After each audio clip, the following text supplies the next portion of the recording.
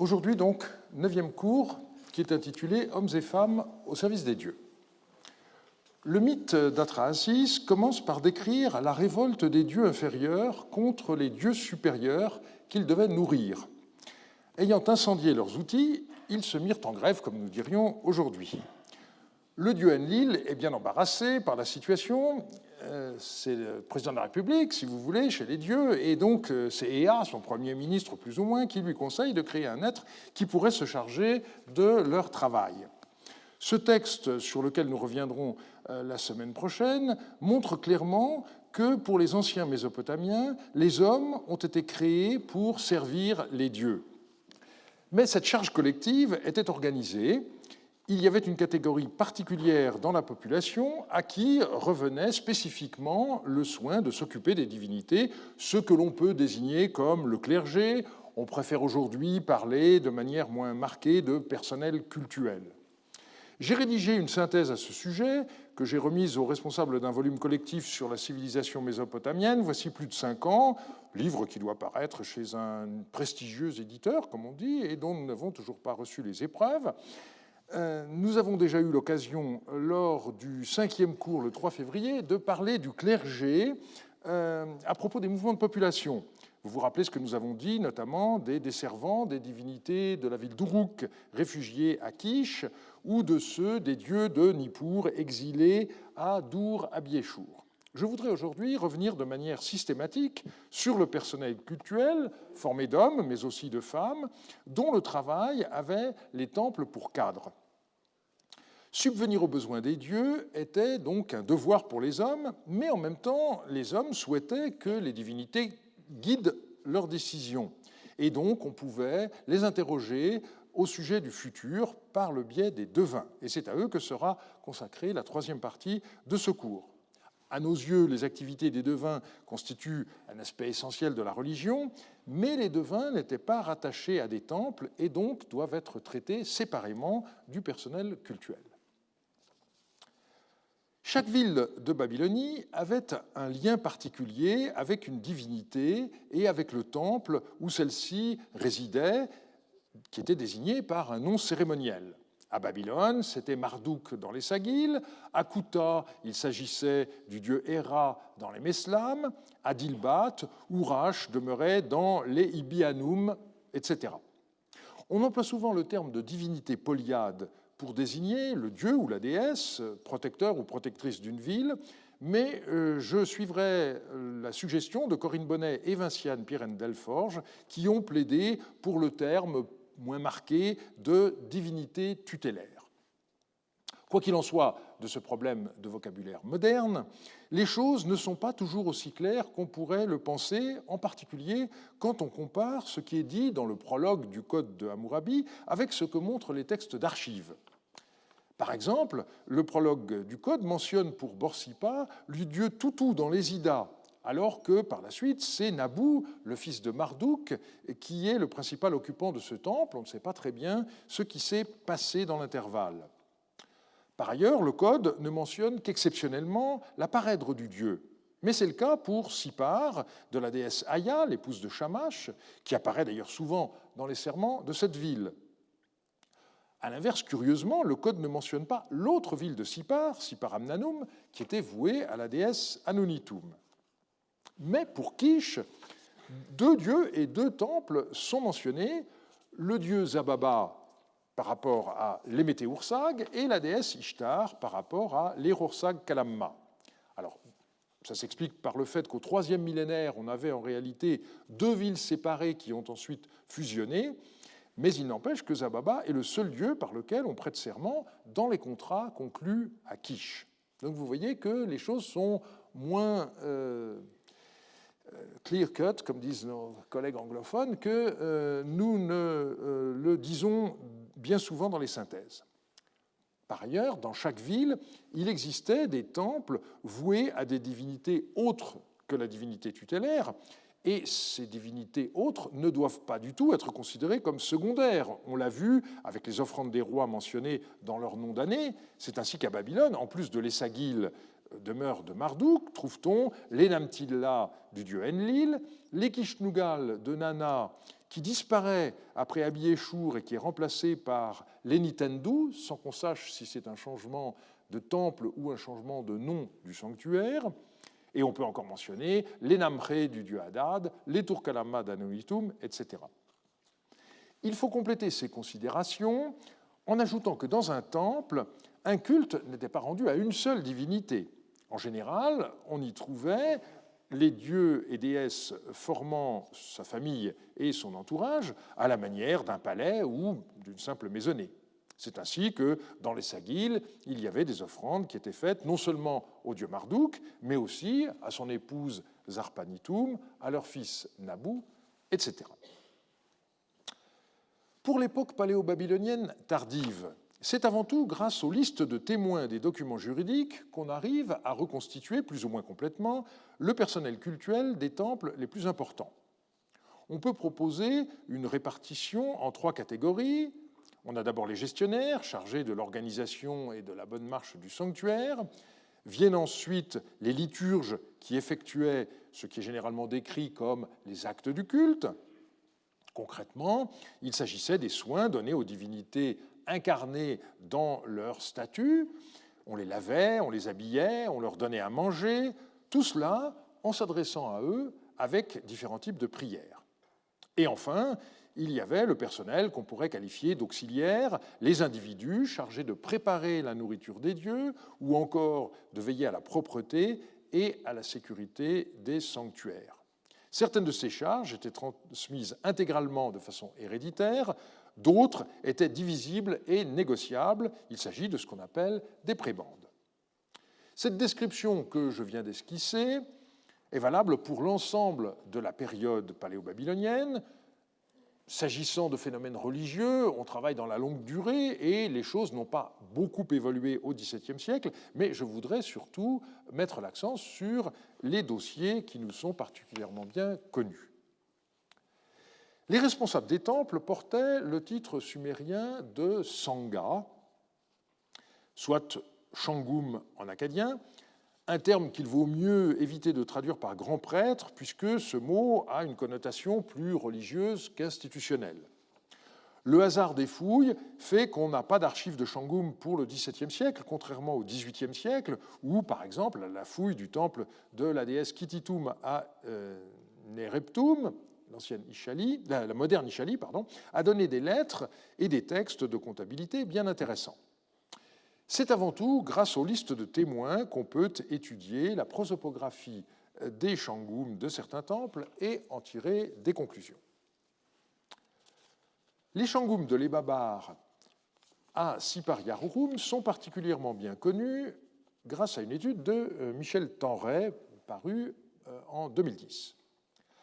À partir du règne de Sabium, le deuxième roi de la première dynastie de Babylone, la charge fut dédoublée, les listes de témoins montrant régulièrement un premier Shangum de Shamash suivi par un second, toujours dans le même ordre, et le premier avait manifestement préséance sur le second. On a parfois parlé d'un Shangum senior et d'un Shangum junior, mais Michel Tenray a fait remarquer que cette terminologie était impropre car jamais un individu ne passait d'une catégorie à l'autre au fil du temps. Et l'on voit que la charge de premier Shangum a été transmise héréditairement à l'intérieur d'une même famille pendant pas moins de 3 siècles. Michel Tenray estime que l'existence d'un second Shangum de Shamash s'explique par l'importance croissante de l'Ebabar de Sipar, mais il faut néanmoins souligner le caractère exceptionnel de ce phénomène, qui n'est attesté dans aucun autre temple mésopotamien à l'époque paléo-babylonienne, alors qu'il existait assurément d'autres temples aussi importants que l'Ebabar de Sipar, donc l'explication reste toujours à trouver. Un changement intervint à partir du règne d'Abieshur. Le second Shangum disparut et on trouve à sa place un Shangum de Aya, la parèdre de Shamash, sans que, là encore, on puisse déceler la raison d'un tel changement. Il n'existait pas chez les seconds Shangum, puis Shangum de Aya, une lignée pratiquement ininterrompue, comme pour les premiers Shangum. Et j'ajouterais que l'existence d'un Shangum de la déesse Aya correspond à ce que j'ai indiqué tout à l'heure, c'est-à-dire la place manifestement importante de cette déesse, comme le prouve sa mention dans le prologue du Code d'Hammurabi, et aussi sa présence régulière dans les serments qui étaient prêtés à Sipar. Mais les Babars étaient loin d'être le seul temple de Sipar Yarurum, il y en avait aussi à Sipar Amnanum, et comme nous l'avons vu à propos des chefs des marchands, il n'est pas toujours facile de situer les Shangum dans une ville ou dans l'autre, et c'est ainsi que j'ai pu régler un des problèmes de prosopographie qu'avait rencontré Michel Tenray dans son travail, en proposant que Sinaha Midinam, qui est qualifié de Shangum de Shamash, ait été Shangum du temple de Shamash de Sipar Amnanum, dont nous avons déjà parlé dans le cours consacré à la vie juridique. Une des principales responsabilités des Shangum était de veiller au calendrier liturgique. Les fêtes cycliques devaient être célébrées au moment approprié. On voit aussi que progressivement, les Shangum furent décrits dans la légende de leur sceau comme serviteurs du roi, sans qu'on puisse véritablement parler de sécularisation des temples, comme l'avait écrit Rivka Harris.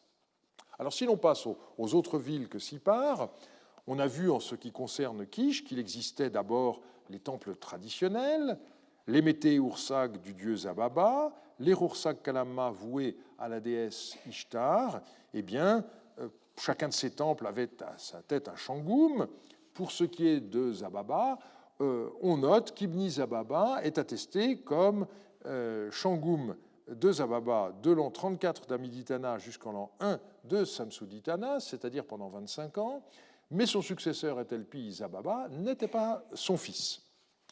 On connaît aussi un Shangum de la déesse Ishtar de Kish, et par ailleurs, nous avons vu que les divinités venues d'Uruk avaient chacune un Shangum, qu'il s'agisse d'Ishtar d'Uruk, de Nanaya ou encore de Kanisura.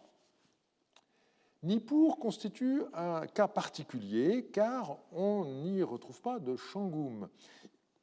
Il semble que la gestion des temples s'y faisait de façon collégiale, et c'est encore l'image qui ressort des textes de Durabi-Eshur, où, comme vous vous rappelez, le clergé de Nippur se réfugia dans le courant du règne d'Amiditana.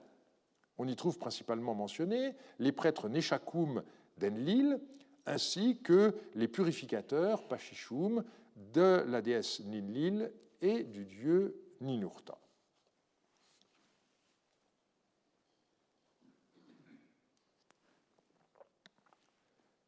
Sous le terme de liturge, on peut regrouper un certain nombre de fonctions dont les titulaires accomplissaient des tâches cultuelles particulières. Nous commencerons par les lamentateurs et les musiciens.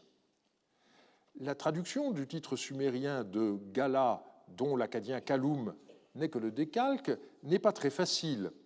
En effet, le terme de lamentateur peut être trompeur dans la mesure où il pourrait faire penser à la déploration funéraire qui constituait, il est vrai, une des tâches de ces personnages, effectivement liées aux enterrements, qu'ils accompagnaient au son de l'instrument de musique balag, mais ça n'était pas leur seule fonction.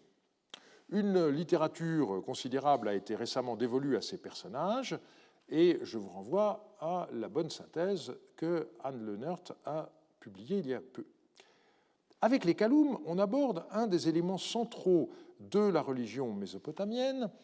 Son souci principal était en effet de préserver ou de rétablir l'ordre du monde en garantissant la bienveillance des divinités envers les humains. La crainte des hommes, depuis le roi jusqu'au plus simple de ses sujets, était en effet d'être abandonnés par un dieu ou par l'ensemble des dieux. Or, ceci était par nature imprévisible. La décision du déluge par Enlil en est l'illustration la plus célèbre, on y reviendra la semaine prochaine. Mais la mauvaise conduite humaine pouvait être à l'origine de la colère divine, qu'on soit conscient ou non de la faute que l'on avait commise. Il fallait donc apaiser les divinités, et ce souci était au centre des activités des lamentateurs Kaloum. La littérature de lamentation, ce qu'on appelle en acadien kalutum, comporte des centaines de manuscrits à partir de l'époque paléo-babylonienne et jusqu'à la fin de la civilisation mésopotamienne au 1er siècle avant l'ère chrétienne.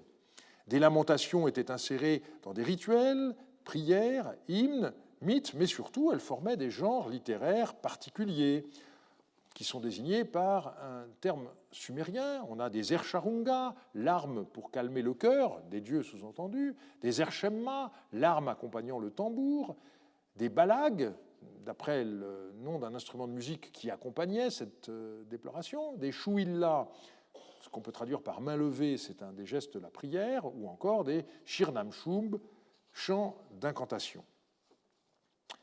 Toutes ces compositions étaient écrites dans le dialecte sumérien particulier qu'on appelle émessal, et c'était à partir du XXIe siècle, sinon avant, le langage cultuel des lamentateurs.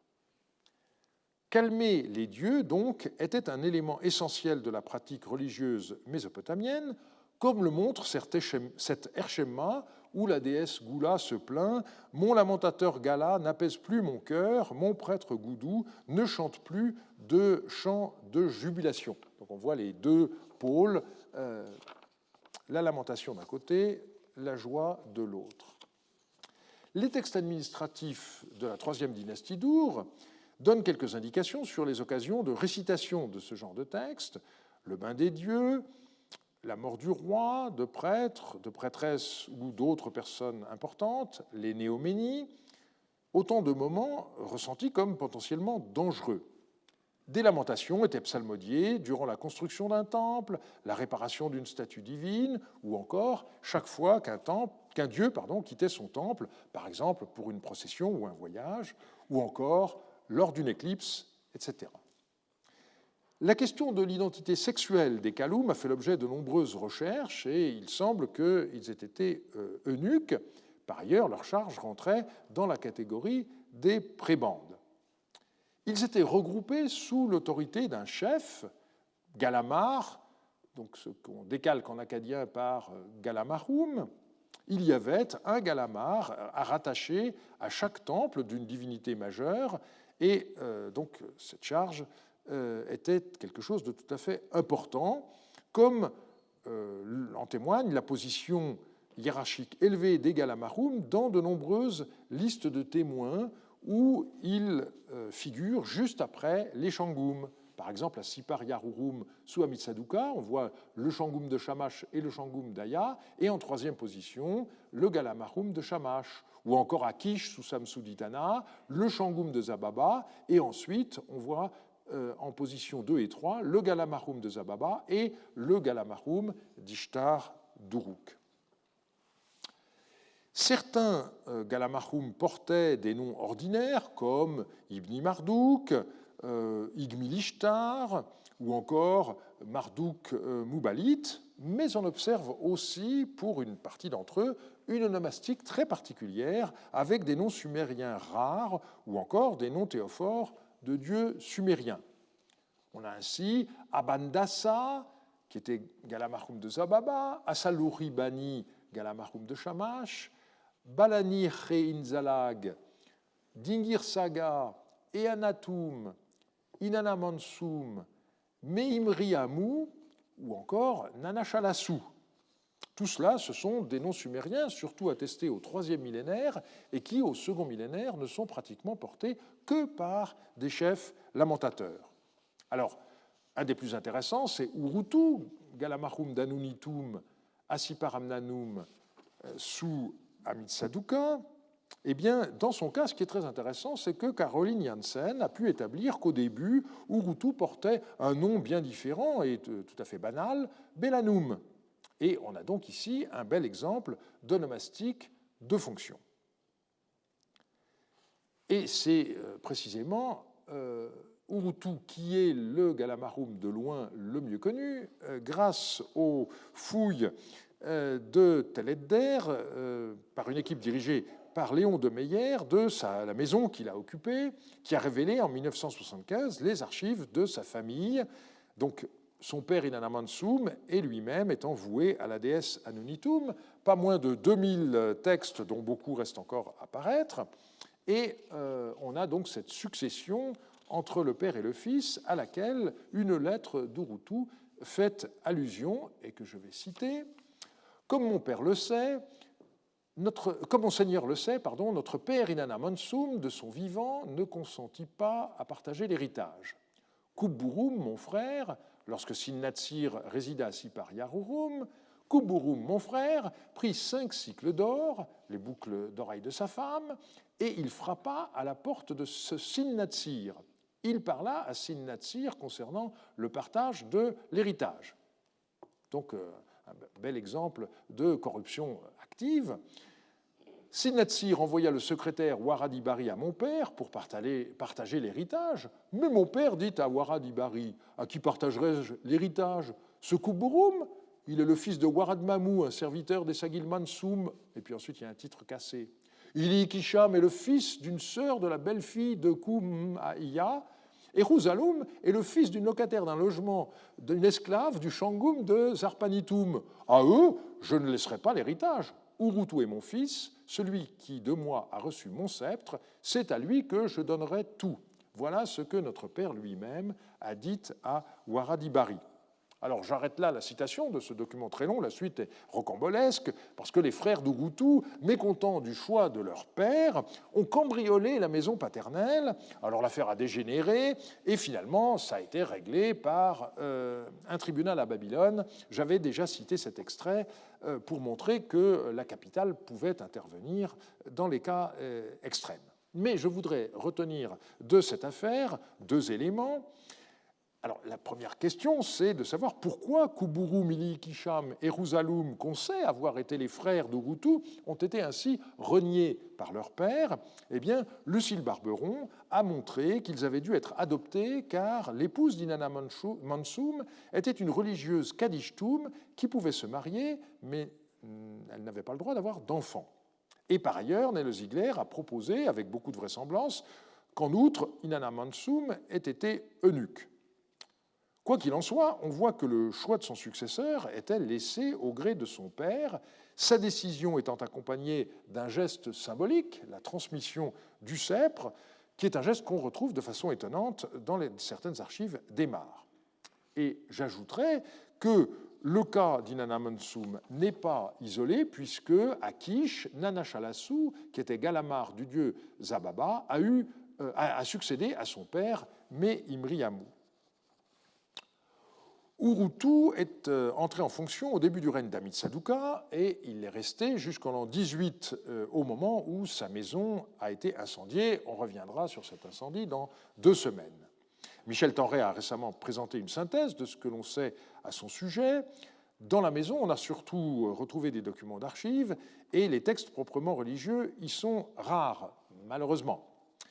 Certaines lettres donnent cependant des informations intéressantes. On voit que le chef lamentateur est chargé de la faute ou obligation, eiltum, de certaines personnes et doit être libéré par des divinités après une période de silence et d'isolement. Par ailleurs, les documents comptables révèlent certains aspects économiques des activités des Galamarum. Les musiciens, Narum, sont également une catégorie de personnel cultuel dont la charge constituait une prébande. Il s'agissait aussi bien d'instrumentistes que de chantres. Leur rôle dans le culte était très différent de celui des lamentateurs Kalou, puisqu'ils devaient, en particulier, agrémenter les repas des dieux avec de la musique, de la même manière que leurs collègues au service du roi égayaient la vie dans les palais, comme l'a montré Nele Ziegler dans le cas de Marie. On trouve aussi de nombreux purificateurs. Ils sont le plus souvent qualifiés par l'idéogramme Goudou 4, qu'on lit Pachichoum en acadien. D'autres portent le titre de Ishib, avec en acadien le décalque Ishipum. Pour l'époque paléo-babylonienne tardive, on ne peut malheureusement pas dépasser le stade d'une prosopographie assez sèche, mais vous vous rappelez que c'est grâce à cela que la présence des descendants du clergé d'Uruk à Kish a pu être détectée, avec en particulier des purificateurs Ishipum rattachés à la déesse Ishtar d'Uruk ainsi qu'à Nanaya. Une des nouveautés de l'époque paléo-babylonienne tardive est la multiplication du titre de Erib Bitim, expression composée qui signifie mot à mot entrant du temple.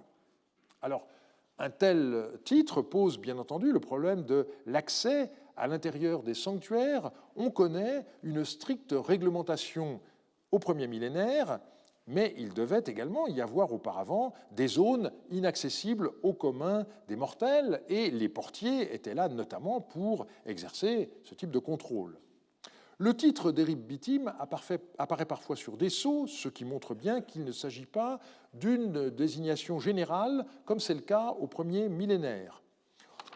Il est très rare qu'on précise de quel temple il s'agissait. Dans cet exemple, on a un individu qui est cité comme témoin comme simplement Erib Bitim, mais sur son sceau, où figure ce même titre, on précise qu'il est serviteur de Lébabar, et donc là on voit à quel temple il est rattaché.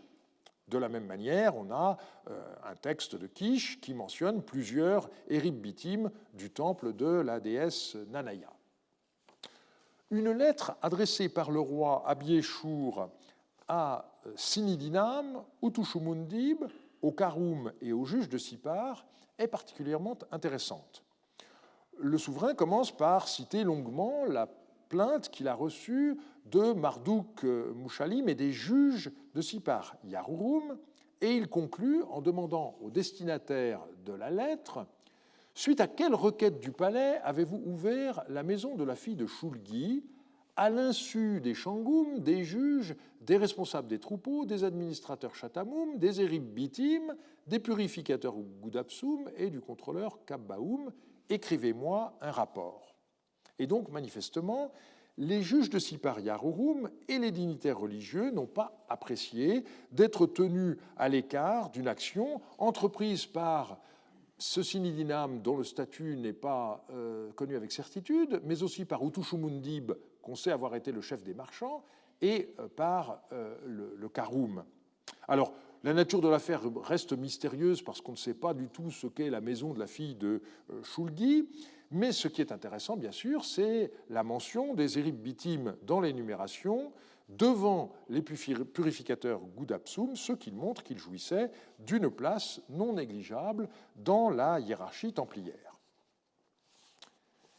Si l'on compare les données relatives aux prébendes de l'époque paléo-babylonienne tardive par rapport à la période précédente, on doit avouer que la moisson est assez maigre. Mais le même constat vaut pour les maisons, les champs ou les vergers, et ça s'explique dans la mesure où les prébendes faisaient partie de ce que nous serions tentés d'appeler les biens immobiliers qui étaient divisibles lors des héritages et qui étaient cessibles. Alors la terminologie est variée à la fois dans l'espace et dans le temps. Le terme générique à l'époque paléo-babylonienne, c'est le sumérien Bal-Gubba, donc la période pendant laquelle on se tient, la période de service, expression donc qui met l'accent sur la période de temps durant laquelle le prébendier doit accomplir sa tâche.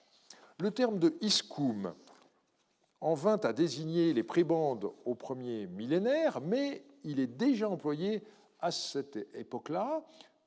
On a le texte de Sipar que je vous ai montré à l'instant qui l'emploie, et puis on a des idéogrammes, Marza, Pa'an ou encore Palugal, qui désignent tous les trois le même mot acadien de Partsum, qui signifie rite de manière générale, c'est-à-dire le ou les rites dont le prébendier est responsable. On peut regrouper sous le terme d'auxiliaire, comme je l'ai dit tout à l'heure, toute une série de fonctions qui, à nos yeux, n'ont rien de spécifiquement religieux, mais qui sont accomplies par des personnes exclusivement rattachées à des temples et qu'il faut donc prendre en compte. Par exemple, les cuisiniers qui préparaient les plats qu'on offrait aux dieux, les brasseurs qui préparaient les boissons alcoolisées servies aux divinités, ou encore les portiers ou les personnes chargées de la propreté. Toutes ces catégories ne sont pas prises en compte dans certaines synthèses concernant le personnel cultuel, et je pense personnellement qu'il faut les inclure.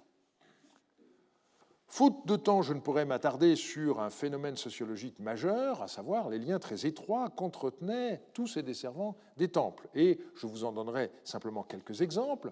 On voit, Assipar Amnanum, le responsable du temple de la déesse Zarpanitum, qui reçoit Dinana Mansum, chef lamentateur de la déesse Anunitum, une avance sur le prix d'une maison qu'il lui a vendue.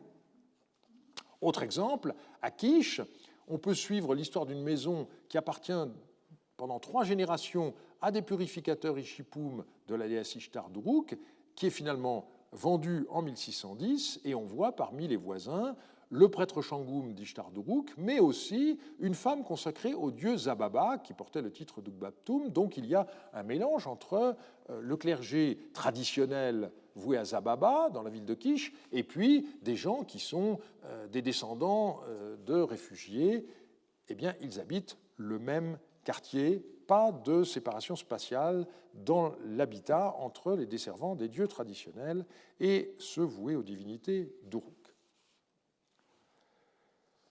Comme on l'a vu en commençant, la tâche centrale de tout le personnel des temples, c'est de prendre soin des dieux qui résidaient dans leur demeure sous forme d'une statue. Alors, en ce qui concerne les offrandes, on n'a pas autant d'informations pour le XVIIe siècle que pour la période antérieure. Néanmoins, on a toute une comptabilité dans les textes d'Urabi Eshour qui permet de voir les listes d'animaux en particulier qui étaient offerts aux dieux Enlil, Ninlil, Ninurta ou encore Nusku. Par ailleurs, le phénomène de redistribution des offrandes, qui est bien connu au XVIIIe siècle, continue, et ça s'explique très bien, puisque les dieux mangeaient et buvaient ce qu'on leur apportait avec les yeux, et par conséquent, il y avait des restes, et donc ces restes, eh bien, ils étaient redistribués au personnel du temple. Alors, quand vous regardez le livre de Daniel, vous avez la polémique contre les idoles, et donc vous avez cette histoire de cendres qu'on répand sur le sol, et on voit que pendant la nuit, en catémini, les prêtres viennent vider les assiettes. En réalité, c'est une polémique, mais en Babylonie, ça n'a jamais gêné les prêtres de tenir officiellement la comptabilité de tout cela. Donc on fait la liste sur la face de la tablette en disant tous les mets et toutes les boissons qui ont été offerts aux différents dieux, et au revers de la tablette, on vous dit là-dessus, et on reprend les mêmes quantités, et on vous décrit la façon dont toutes ces offrandes ont été distribuées au personnel du temple. On a un texte qui date de la fin du règne d'Abi Eshour, qui ressemble tout à fait à ce qu'on connaît pour les périodes antérieures. Donc ces pratiques ont continué, et c'est le contraire qui aurait été, bien sûr, étonnant. Alors on a quelques mentions de rites particuliers, mais il faut bien dire que les archives d'Urutu sont une source de frustration parce qu'on y a la mention de certains rites, mais leur nature n'est pas précisée et elle n'est pas toujours évidente. Alors, quelque chose qui est relativement clair, c'est le terme de mukabirutum, qui est un terme nouveau qu'on a rencontré pour la première fois dans ces archives, et étymologiquement, pas de problème, ça désigne l'enterrement, et donc ça n'est pas étonnant de trouver la mention de ce rite dans les archives d'un chef lamentateur, et on peut mettre cela en rapport avec un certificat de décès un petit peu plus tardif, qui dit simplement « Depuis le 12 du mois 3, Beta est morte, on l'a enterrée le 13, et on a la date du texte. » On retrouve ici le même phénomène que dans l'Orient actuel, à savoir le délai très court entre le décès et l'enterrement pour des raisons qui sont faciles à imaginer. Et les femmes, me direz-vous? Eh bien, le début de l'époque paléo-babylonienne est caractérisé par une abondance de titres de prêtresses, aussi bien dans le royaume d'Issine que dans celui de Larsa, mais on voit petit à petit ces titres disparaître. Et par exemple, nous n'avons plus de traces d'une prêtresse Entum, du dieu Nana à Our, après le règne de Rimsin, sous la domination babylonienne. Après la perte du Sud sous Samsu-Iluna, il reste cependant des femmes liées au culte, mais qui ne jouissaient pas d'une position aussi haute, des femmes que l'on peut qualifiées de religieuses. Alors tout le monde n'a pas encore été convaincu, mais il me semble que nous devons tenter une différence entre certaines femmes qui jouaient un rôle spécifique dans le culte et que j'aurais tendance à considérer comme des prêtresses, et d'autres dont le rôle consistait avant tout à intercéder pour leur famille et que je préfère qualifier de religieuses. Il s'agit bien entendu d'approximation. Et par exemple, il faut faire attention au fait que les religieuses Naditum ne formaient pas une communauté avec à leur tête une mère abbesse, aussi bien à Sipar qu'à Nippur ou à Kish, ces femmes avaient à leur tête un homme qui était responsable de leur statut. Alors, si on s'intéresse plus particulièrement aux religieuses Naditum de Sipar Yarurum, eh bien, il faut rappeler que dès le début de l'époque paléo-babylonienne, on voit des femmes vouées au dieu Shamash au sein d'un lieu qui est désigné comme Gagoum, ce qu'on traduit par le terme de cloître. Là encore, c'est une approximation qui n'est pas complètement satisfaisante. Certains collègues, belges en particulier, ont proposé le terme de béguinage qui ressemblait peut-être davantage à la réalité ancienne, puisque les Naditum étaient propriétaires de maisons indépendantes qui étaient situées dans cet espace, le Gagoum.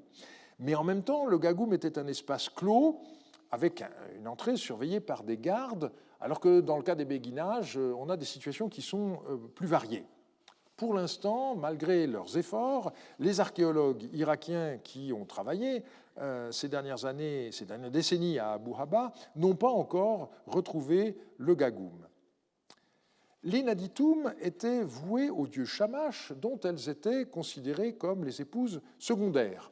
Et de ce fait, elles ne pouvaient pas se marier ni avoir d'enfants.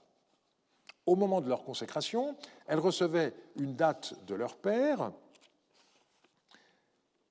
Et au moment du décès de la Naditum, selon ce qui avait été prévu par leur père, eh bien, la dot de la Naditum revenait à ses frères ou bien à la personne qu'elle avait choisie comme héritier si son père l'avait autorisé à le faire. On constate la fréquence des adoptions. C'était généralement une religieuse Naditum plus âgée qui adoptait une consoeur plus jeune. Il s'agissait souvent d'une nièce. On a vu l'an passé que Samsu-Iluna avait tranché les questions que les autorités de Sipar lui posaient en raison de la situation économique difficile. Le roi avait pris 2 mesures pour protéger les religieuses Naditum. Il devint interdit à des chefs de famille de faire entrer dans le Gagoum une de leurs filles sans lui avoir assuré de quoi vivre, et inversement, un créancier ne pouvait saisir les biens d'une religieuse Naditum au cas où son père serait insolvable, et de même, elle n'était pas responsable du service ilkum dû par son père ou par ses frères. Dans son commentaire de ce rescrit de Samsu-Iluna, Caroline Janssen avait proposé en 1991 que le Gagoum ait cessé d'exister vers la fin du règne de Samsu-Iluna ou peu après.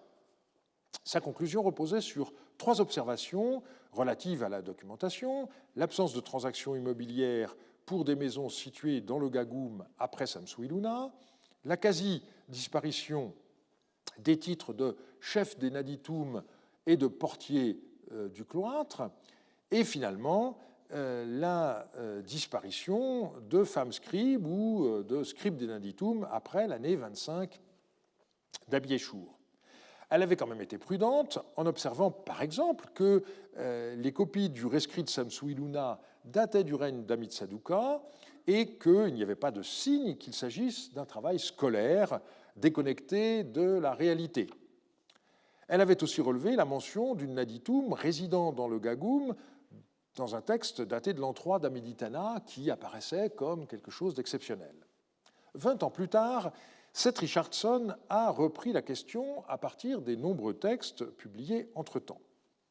Il a noté d'abord qu'un texte daté de l'an 5 d'Amiditana mentionne la vente d'un terrain nu situé à l'intérieur du cloître Gagoum.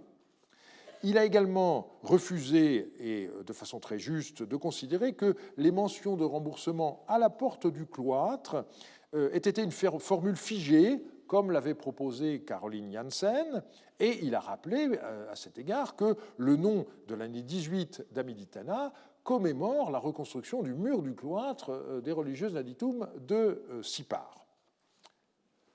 Il a confirmé l'absence de vente de maisons après l'an 9 d'Amiditana, alors même que les contrats de location sont très nombreux, mais là, il faut bien dire que c'est un phénomène qui n'est pas propre au Gagoum. C'est vrai pour toutes les maisons en général, et pour le reste, la multiplication de la publication de textes depuis 1991 a donné de nombreuses références au titre de chef des religieuses Naditum, et celle-ci menait les activités économiques comme auparavant, des prêts, des locations de champs, etc. Au total, cette Richardson a relevé 52 nouvelles attestations correspondant à 34 femmes différentes, 5 seulement étant représentées par plus d'un texte. Et donc, sa conclusion est sûrement juste, le problème de la disparition des textes de vente de maisons n'a rien de propre au Gagoum. Alors on peut citer un texte très intéressant qu'il a publié, mais avec une interprétation qui n'était pas juste et qui a été corrigée indépendamment par moi-même sur le site Archibab et par Klaas Venhoff dans un article de 2016. Je cite ce document. Naramtum, fille de Ina Libi Erchet, religieuse Naditum de Shamash, Kina Libi Erchet, religieuse Naditum de Shamash, fille de Nabiou Mandassa, a adopté et élevé, elle, c'est-à-dire Ina Libi Erchet, l'a offerte à la déesse Aya du Bit Kitse pour sa vie et la vie de la maison de son père. Naramtum est pure, elle est indépendante, son visage est disposé vers l'est. Les formules employées se retrouvent dans les textes de manumission. Naramtum était donc une esclave affranchie qui fut adoptée par Ina Libi Erchet et qui est ici vouée à la déesse Aya afin d'obtenir une double protection pour elle-même et pour sa famille. Le texte comporte ensuite une clause de non-revendication avec un serment et 12 témoins, et pas des moindres, le Shangoum de Shamash, le chef lamentateur de Shamash, 2 chefs des Naditum, 3 purificateurs Gudapsum, 3 Erib Bitim, un individu sans titre et finalement le scribe. D'autres villes avaient des religieuses Naditum vouées à leur divinité principale. La mieux connue est celle de Ninurta à Nippur, dont le lieu de résidence ne s'appelait pas Gagoum, mais en sumérien Ki-Lukur-Ra, c'est-à-dire littéralement le lieu des Naditum, Lukur étant l'idéogramme sumérien correspondant à ce titre. Ces femmes sont documentées jusqu'en l'an 30 de Samsu-Iluna, qui est le moment, vous vous rappelez, où la documentation de Nippur cesse. Or, il est un point que jusqu'à présent, personne n'a encore remarqué, et je m'en veux parce que dans l'article qui va être remis ce vendredi à Marcel Sigrist dans ses mélanges, eh bien, j'aurais dû faire une remarque à ce sujet, mais c'est typique des évidences négatives. Alors que les textes de Dourabi Eshour regorgent de références au clergé masculin d'Enlil, Ninlil, Ninurta ou Nusku, on n'y trouve aucune mention de Naditum. Et comme souvent, évidemment, on commente ce qui existe et on oublie de voir ce qui a disparu. Et donc, la question, bien sûr, est de savoir, est-ce que c'est un hasard de notre documentation ou est-ce qu'on doit interpréter cette absence comme signifiante ? Dans le second cas, eh bien, il faut chercher quelques explications vraisemblables. On pourrait dire qu'on a jugé que la situation était trop risquée pour que ces religieuses habitent si près de la ligne de front, puisqu'on a vu que Dourabi Eshour se situe à l'extrémité méridionale du royaume. Ou bien encore, on pourrait imaginer que la superficie habitable de Dourabi Eshour n'aurait pas permis de les loger, en plus du clergé chargé directement du culte des divinités de Nippur. Je n'ai pas trouvé d'indices qui permettent de trancher, mais comme toujours, il faut poser la question parce que le jour où un texte donnera la réponse, On ne la verra que si auparavant on a posé la question. Donc je prends date. Les gens qui verront cette vidéo dans quelques années, si la Terre tourne toujours, eh bien, pourront peut-être entre-temps s'apercevoir que oui, on a eu la réponse. Pour l'instant, je n'en sais rien. Et donc, je passe à une autre ville, Babylone, parce que là, ces religieuses ont bien laissé des traces sous les 4 derniers rois de la première dynastie, auquel Lucile Barberon a consacré un excellent livre qui est paru en 2012. Contrairement à leurs homologues voués à Shamash, Ninurta ou Zababa, ces Naditum de Marduk pouvaient se marier. Et leur mode de vie semble avoir été similaire à celui d'autres femmes consacrées, mais l'aspect le plus singulier de ces Naditum de Marduk, c'est qu'elles n'étaient nullement confinées à la seule ville de Babylone. Alors c'est vrai que les fouilles allemandes de Babylone ont retrouvé de nombreux documents concernant des Naditum de Marduk dans le quartier du Merkès, mais on en repère aussi d'autres qui vivaient en dehors de la capitale. Et la conclusion, c'est que ces femmes ont accompagné l'expansion du culte du dieu de Babylone à mesure des conquêtes des rois de cette ville. Je passe à la ville de Kish, où l'on a des Naditum voués au dieu Zababa, mais les femmes les mieux documentées sont des Ugbaptum et surtout des Kesertum, qui faisaient partie d'organisations ayant des hommes à leur tête. La nature exacte des femmes Kesertum a été très discutée. Étymologiquement, le mot désignerait une femme à la coiffure bouclée, mais Finkelstein a fait remarquer que dans une incantation du premier millénaire, le verbe keserum, qui veut dire donc coiffer quelqu'un en lui faisant des boucles, eh bien, désigne ce que la kesertum fait à autrui. Et du coup, la coiffure ne serait peut-être pas celle des kesertum, mais celle d'autres personnes. Et la coiffure aurait fait partie des services que les kesertum devaient rendre. D'où la mention, dans certains textes qui les concernent, de peignes, par exemple, qui semblaient assez curieuses. Comme des listes lexicales tardives mentionnent le mot kesertum après rarimtum, mot qui désigne une prostituée, les dictionnaires de l'acadien ont cru qu'il s'agissait d'un terme homonyme. Mais les choses se sont gâtées lorsqu'un texte de Marie a mentionné que l'on faisait rentrer des kesertum dans le palais de Katunan. La question a été reprise par Nele Ziegler dans son livre sur la population féminine des palais, et elle a pu montrer qu'il y avait des femmes kesertum dans le harem de Yasmaradou. Donc la traduction par prostituée ne convient pas, et donc elle a conclu qu'il s'agissait d'une catégorie particulière de musiciennes. La bibliographie s'est emballée lorsque la question a été incluse dans la thématique de la prostitution sacrée.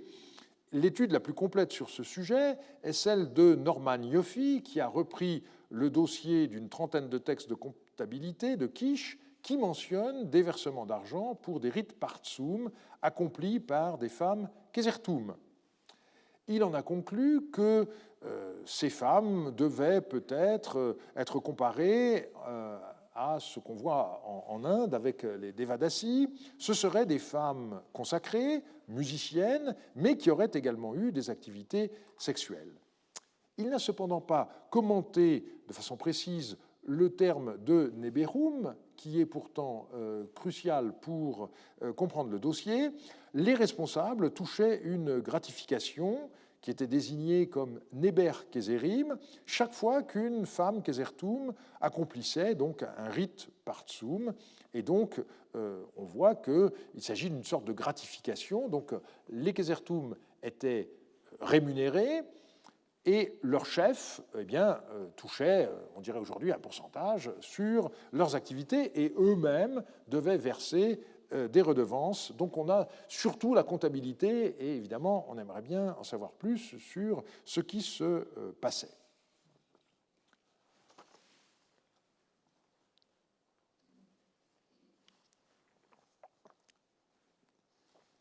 Doit-on inclure les devins parmi les prêtres? C'est une question délicate. Alors, il faut rappeler qu'on a deux catégories de devins, les praticiens de ce qu'on peut appeler la divination déductive, d'une part, et les tenants de la divination inspirée, d'autre part, les prophètes, pour faire court. Les premiers n'avaient aucun lien avec les temples, alors que les prophètes appartenaient souvent au personnel cultuel stricto sensu. Mais en ce qui concerne le XVIIe siècle, et sauf erreur de ma part, on n'a pas d'allusion à la divination inspirée pour cette période. Et donc, je m'en tiendrai aux devins Barum, et je citerai ce qu'avait écrit Oppenheim à leur sujet. Le devin mésopotamien n'est pas un prêtre, mais un technicien expert et avant tout un savant.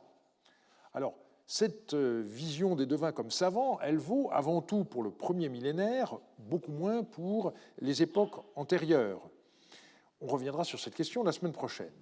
Ce qui est sûr, c'est qu'à toutes les époques, les devins posaient aux dieux les questions de leurs clients concernant les activités qu'ils envisageaient de faire, et les devins transmettaient la réponse, favorable ou non, obtenue au terme d'un rituel particulier. Et donc, ce rôle d'intermédiaire entre les dieux et les hommes fait du devin un prêtre, au sens que, personnellement, je retiens pour ce terme, mais avec comme différence que les devins, finalement, étaient davantage au service des hommes que des dieux, puisqu'on est dans le sens où ce sont les hommes qui prennent l'initiative en posant la question et les dieux donnent leur réponse. Donc, on a des tenants de la divination déductive, parmi lesquels les personnages les mieux connus sont les devins Barum qui pratiquaient l'extispicine, c'est-à-dire l'examen des entrailles d'un animal qu'on mettait à mort, et ces devins suivaient un rituel très précis. Ils adressaient une prière au dieu patron de la divination, Shamash et Addu, et formulaient la question pour laquelle ils demandaient une réponse claire. Puis ils examinaient les entrailles de l'animal et en particulier son foie. C'est pour ça qu'on parle souvent d'hépatoscopie. De cet examen résultait une réponse qui pouvait être positive, négative ou indécise, que le devin transmettait à la personne concernée de diverses façons, par oral lorsque le client était présent ou par écrit sous forme de lettres ou de rapports.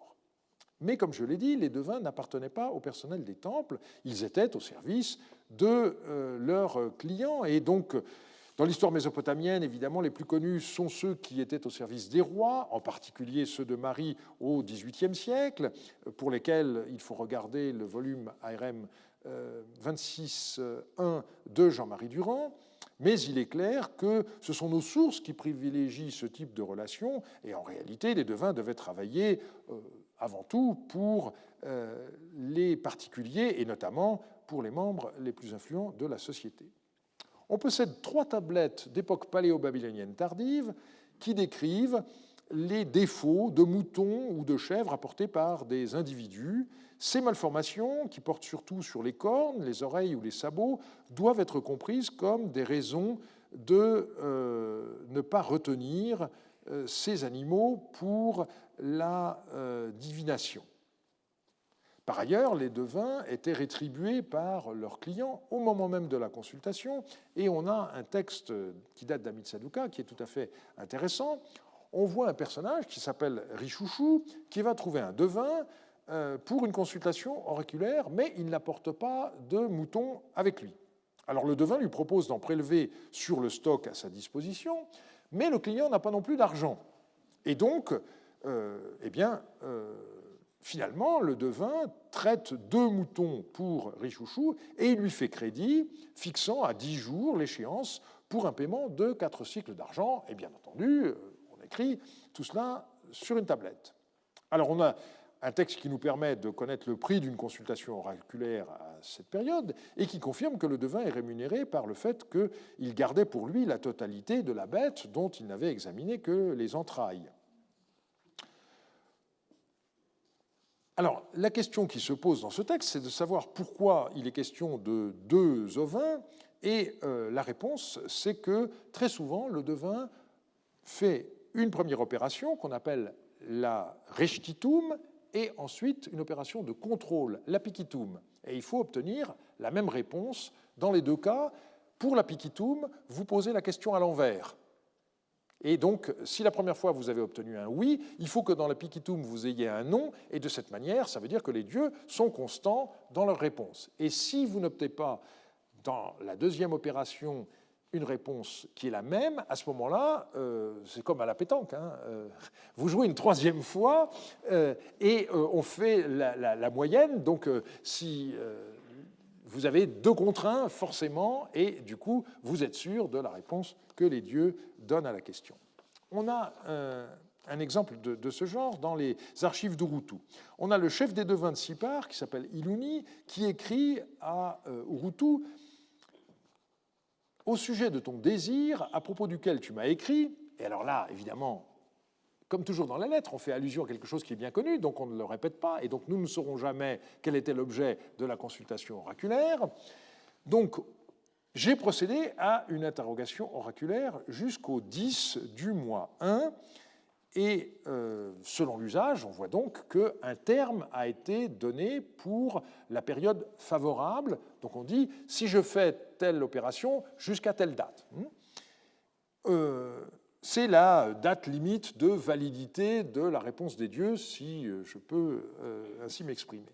Alors on a ensuite malheureusement 2 lignes qui sont cassées, dans lesquelles le devin expliquait sans doute qu'il n'avait pas pu obtenir de réponse sans ambiguïté, et il poursuit en réclamant 2 agneaux pour que l'affaire puisse être examinée et éclaircie. Et on a une autre lettre dans laquelle quelqu'un dit qu'il a apporté un agneau au chef des devins, mais que celui-ci n'a pu obtenir de réponse définitive. Donc on voit bien qu'il y a la reštitum, réponse ambiguë, et donc on fait à ce moment-là 2 autres consultations, mais c'est le même devin qui fait le contrôle. L'apikitum n'est pas, comme certains auteurs l'avaient écrit, le contrôle par d'autres devins de la consultation initiale, comme si on mettait en doute la parole du collègue. Donc ça, c'est une vision qu'il faut abandonner. On connaît mal l'organisation des devins, mais il existait manifestement une hiérarchie entre eux. Alors, en bas de l'échelle, on trouve les apprentis, qui sont identifiés comme tels dans le colophon de certains manuscrits qu'ils avaient copiés. Et au sommet se tenait le chef des devins, qui est un titre attesté pour la première fois à l'époque paléo-babylonienne tardive. Je l'ai déjà dit. On vient d'en voir un exemple avec Iluni à Siparamnanum, et on voit également à Kish qu'on a une femme qui est religieuse Ugbaptum du dieu Zababa et qui était la fille du chef des devins Ishmessine. Je ne reviendrai pas sur ce que j'ai déjà dit des activités des devins à Dour Abiéchour dans le cours numéro 4 sur l'armée, et je voudrais simplement donner un autre exemple où l'on voit que le feu vert des devins était nécessaire pour certaines opérations.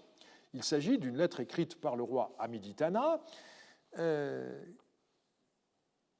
et la lettre s'achève ainsi: qu'ils envoient chez vous des porteurs et remettez-leur 57 gourds, c'est-à-dire à peu près 17 000 litres d'orge, pris parmi l'orge qui est à votre disposition, pour les rations des soldats du fort de Koulizoum et pour les rations des autres travailleurs pour le mois 9. Que les devins qui sont avec vous examinent l'affaire, et en cas de présage favorable, faites porter ce grain à Koulizoum. On voit donc que le roi lui-même indique que son ordre est subordonné à l'obtention de présages favorables par les devins. On est donc dans une période où, manifestement, tout déplacement de grosses quantités de denrées alimentaires est dangereuse parce qu'il y a des gens qui sont susceptibles d'attaquer les convois. Lorsque les devins avaient terminé leur examen des entrailles de l'animal mis à mort, ils devaient rendre compte de leurs conclusions à leurs clients. Alors, on peut penser que de tels comptes rendus étaient souvent effectués par oral, par analogie à ce que nous voyons pour Marie, mais il y a également pas mal de rapports écrits. Donc, le devin signale les différentes marques qu'il a observées. Voici un exemple.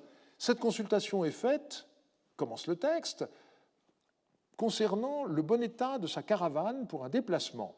Ensuite, on a la description technique des signes examinés. Je vous passe le détail. Je termine par les 2 derniers. Le cœur est en bon état. Il y a 14 circonvolutions intestinales Tel était le premier examen, Reshtitum. La tablette continue avec une deuxième série d'observations qui s'achève par le gros intestin sur la gauche est sombre, le cœur est en bon état, il y a 14 circonvolutions intestinales. Telle était la contre-épreuve, Pikitum, qui a été effectuée le 14 du mois 4. Alors le point a été fait sur les rapports divinatoires de ce genre par Ulla Kor en 2002. Elle avait alors répertorié 37 textes qu'elle a catalogués et un texte supplémentaire a été publié par Seth Richardson en 2007. La répartition chronologique de ces textes est tout à fait intéressante. On a 13 textes qui ne comportent pas de date, un qui a une date cassée, mais on a 19 textes qui datent d'Amit-Saduqa et 5 de Samsuditana, pour l'ensemble de la période paléo-babylonienne. D'après leur graphie et leur vocabulaire, les textes non datés proviennent du sud, et donc ils sont antérieurs à la moitié du règne de Samsu-Iluna. Mais on voit que les 2/3 des rapports que nous connaissons datent des 2 derniers rois de la première dynastie de Babylone, et cela correspond manifestement au phénomène de fin d'archives. Ce sont des textes qui n'ont une valeur que pour un laps de temps limité, mais qui n'ont pas encore été éliminés parce que les gens n'ont pas fait le tri dans leurs archives au moment où arrive la catastrophe. Et vous vous rappelez ce que nous avons vu la semaine passée à propos du marchand Kourou à Babylone qui conservait chez lui 2 rapports divinatoires qui lui avaient été adressés par des devins. La sociologie de ces clients était tout à fait intéressante. On voit des marchands et même un chef des marchands de Dilbat. On voit même à l'occasion un Shangoum, responsable du temple de Gula à Sipar sous Amit-Saduqa, qui s'adresse à un devin.